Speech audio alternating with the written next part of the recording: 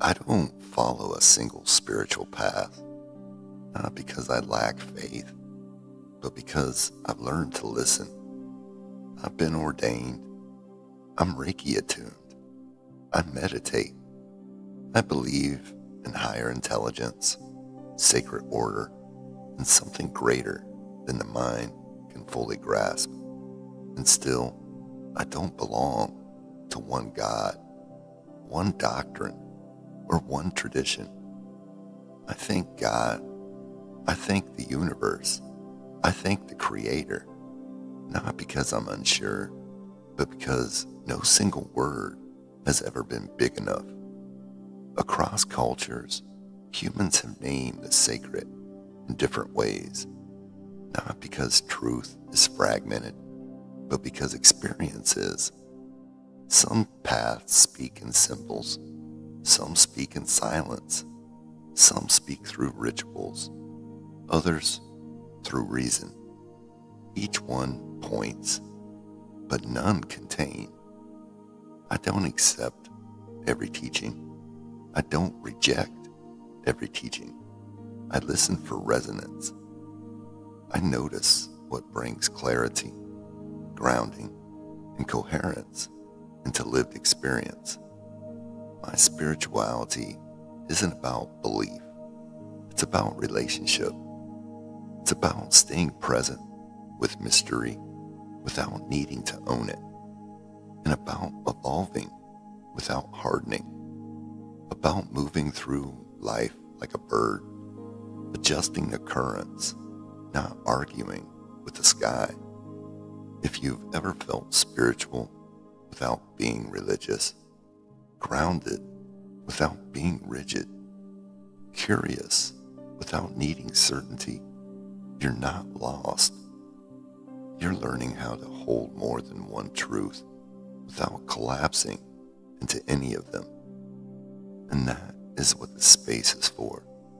Here's what I've learned through walking many paths without belonging to just one. Truth doesn't arrive as a single voice. It arrives as pattern, repeated across cultures, symbols, and lived experience. When humans name God, the universe, spirit, source, or creator, they're not describing different realities. They're describing different relationships to the same mystery. Some traditions teach through structure, some through surrender, some through silence, some through service, some through energy, and some through story.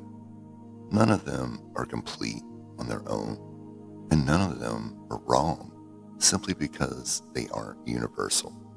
The work isn't choosing one path and rejecting the rest. The work is learning how to listen without collapsing into belief or disbelief. Discernment isn't agreement. Resonance isn't obedience. And spirituality doesn't require certainty to be sincere. I don't ask what a teaching promises. I ask what it produces.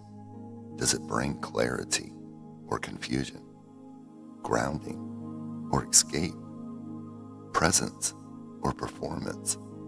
If it helps me live with more awareness, compassion, and responsibility, I keep it. If it demands belief without coherence, I let it go. This isn't spiritual indecision.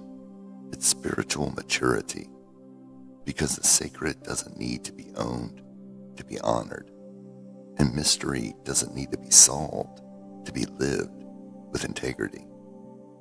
If you're someone who feels spiritual without being confined, curious without being lost, grounded without being rigid, you're not alone. You're learning to walk with mystery, not ahead of it, not behind it, but alongside it.